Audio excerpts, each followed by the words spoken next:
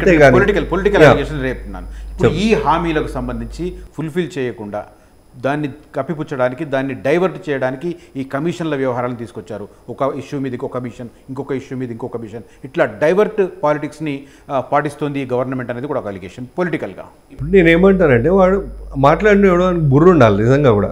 నేను కూడా వింటున్నా అక్కడక్కడ సోషల్ మీడియాలో మీడియాలలో. అది ఏంటంటే ప్రతిపక్షం అంటే దాని అర్థము ప్రభుత్వం మీద దుమ్మెత్తిపోయడమే కాదు. మనం ఏం మాట్లాడుతున్నామో, మతికి ఉండి మాట్లాడుతున్నాం, మతి తప్పి మాట్లాడుతున్నాం, సోయి ఉండి మాట్లాడుతున్నామా లేదా అనేది చూసుకొని కూడా మాట్లాడాలి. అసెంబ్లీ రికార్డ్స్ తీస్తే మీకు చాలా విషయాలు స్పష్టమవుతాయి. నేను చెప్పే కంటే నేను తెలంగాణ ప్రజల్ని కూడా కోరుతున్నా, అసెంబ్లీ వేదికగా మాజీ విద్యుత్ శాఖ మంత్రి కేసీఆర్కి ఆంతరంగిక శిష్యుడిగా ఉన్న జగదీశ్వర్ రెడ్డి గారు ఏమన్నారు, కేసీఆర్ గారు రాలేదు, ఎందుకు ఇట్లాంటి విషయాలు ఎక్కడ దొరుకుతానో నా ఈ రికార్డులు ముంగట పెడతానని ఆయన భయపడ్డాడు, రాలేదు. రాక జగదీశ్వర్ రెడ్డి గారిని ముందు పెట్టి విద్యుత్ అంశాల మీద మేము శ్వేతపత్రం ఇచ్చినప్పుడు, పవర్ ఇష్యూస్ మీద మేము వైట్ పేపర్ ఇష్యూ చేసినప్పుడు ఆయన డిమాండ్గా ఏం చెప్పాడు, 10 సార్లు చెప్పాడు, ఒక్కసారి కాదు, అధ్యక్ష అవినీతి జరగలేదని మేము అంటున్నాం, జరిగిందంటే కమిషన్ విచారణ చేసి ఇండిపెండెంట్ ఎంక్వైరీ చేసుకోమనండి అని సవాళ్ళు చేసాడు. ఆయన సవాళ్ళు స్వీకరించే ఇలా కమిషన్ వేసినాం. కమిషన్ వేసినాక మేము రానంటారు. ఇప్పుడు దొంగ ఎవడో అర్థమవుతుంది కదా, తెలంగాణ ప్రజలకు అర్థమవుతుంది కదా. ఇక్కడ రాజకీయాలు కమిషన్ వేయడంతో పాటు ఏం రిపోర్ట్ ఇవ్వాలో కూడా ముందే చెప్పి చేశారు, అదంతా ప్రీఫిక్స్డ్ అని చెప్పి ఒక అలిగేషన్. మేము సిట్టింగ్ జడ్జి విచారణ అడిగినాం. జడ్జీల అవైలబిలిటీ లేక వారు సిట్టింగ్ జడ్జిని కేటాయించలేమని హైకోర్టు చెప్పిండ్రు.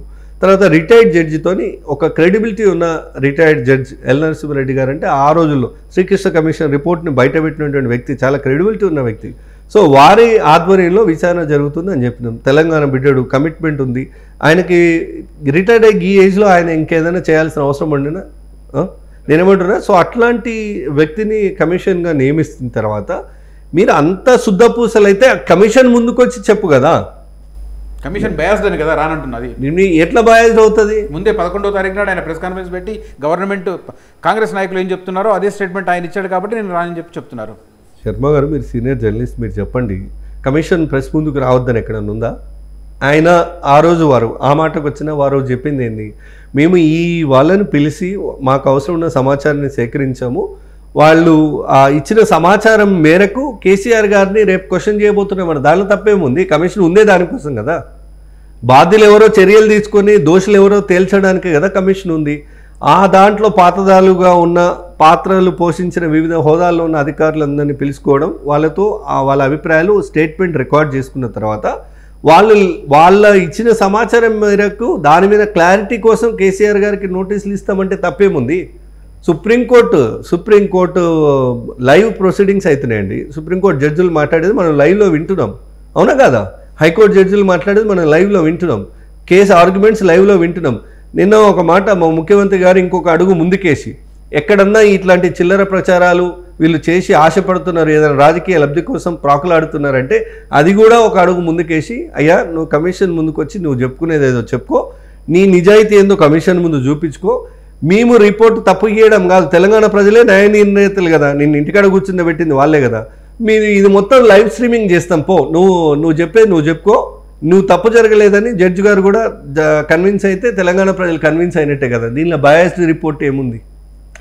సో మీరు అర్థం చేయండి, ఇంత ధైర్యంగా ఇంత హుందాగా రాజకీయాలు కొంత పారదర్శకంగా రాజకీయాలు నడపాలనే ఆలోచనతో మా ముఖ్యమంత్రి గారు ఒక అడుగు ముందుకేసి ట్రాన్స్పరెంట్ మెయింటైన్ చేద్దామని చెప్తున్నారు. మొత్తం లైవ్ స్ట్రీమింగ్ చేస్తాం, తెలంగాణ ప్రజలంతా వింటారు కదా నువ్వు చెప్పేది ఏందో.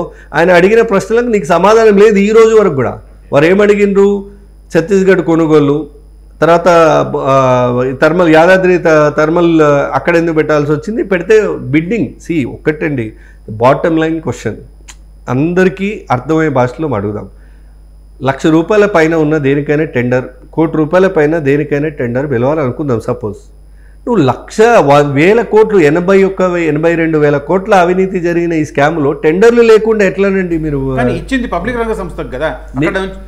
అక్కడ నువ్వు పెట్టిన 3.90 పైసలు ఇక్కడ ఓపెన్ మార్కెట్లో ₹1.92 కూడా దొరికిన రోజులు నేను. తెలంగాణ సమాధానం ఎంత? ఒక యూనిట్ మీద ₹1.5 ₹2 దోపిడీ చేసినట్టే కదా, అంటే నువ్వు ఆగం చేసినట్టే కదా.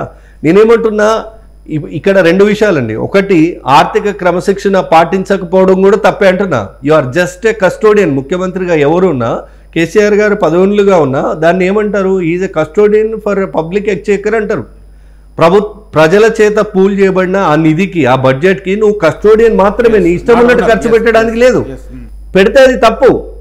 ఓకే, ఇప్పుడు ఈ విషయంలో జరిగింది ఏంది, ₹3.90 నువ్వు కొన్నప్పుడు బయట ఓపెన్ మార్కెట్లో ₹1.90 అమ్మే రోజు ఉంటే ₹2 పర్ యూనిట్ చొప్పున తెలంగాణ సంపదను ఆవిరి చేసినావు కదా.